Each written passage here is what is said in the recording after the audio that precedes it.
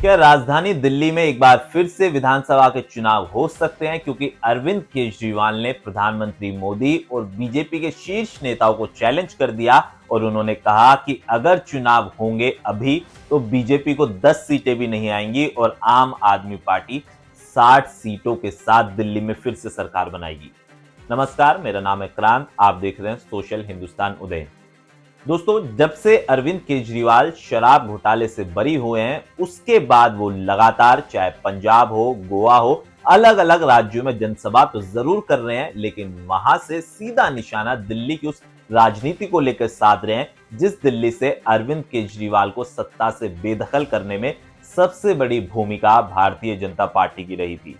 अरविंद केजरीवाल ने गोवा में एक चुनावी जनसभा को संबोधित किया, लेकिन उन्होंने गोवा से निशाना सीधा दिल्ली पे साधा और चैलेंज कर दिया प्रधानमंत्री मोदी, अमित शाह और उनकी टीम को, और कह डाला कि अगर दिल्ली में अभी चुनाव होंगे तो बीजेपी सत्ता से तो बेदखल होगी और साथ ही साथ 10 सीटों से ज्यादा चुनाव में जीत हासिल नहीं कर पाएगी।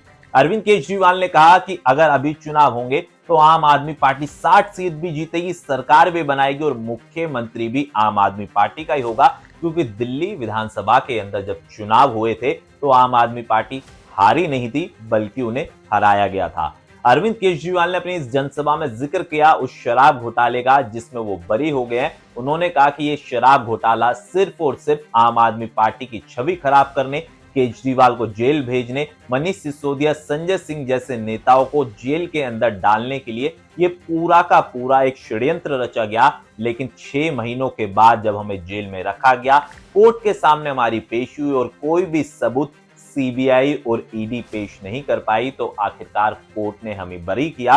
और अरविंद केजरीवाल ने एक चीज का यहाँ पे जिक्र और किया दोस्तों, कि वो कट्टर ईमानदार है।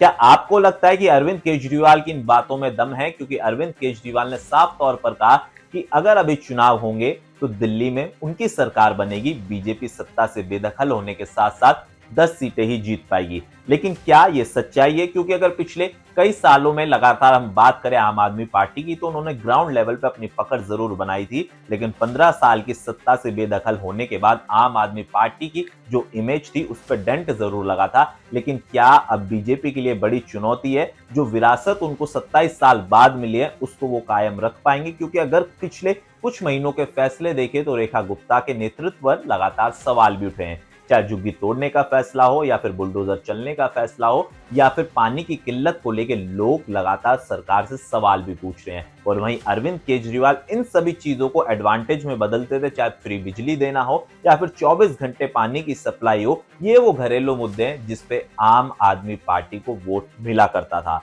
लेकिन फिलहाल अभी चुनाव होने में वक्त है, लेकिन अरविंद केजरीवाल ने बातों ही बातों में दिल्ली पर निशाना साध दिया और कहा कि अगर अब चुनाव होंगे तो प्रधानमंत्री मोदी, आम आदमी पार्टी और अरविंद केजरीवाल की टीम को शिकस्त नहीं दे पाएंगे।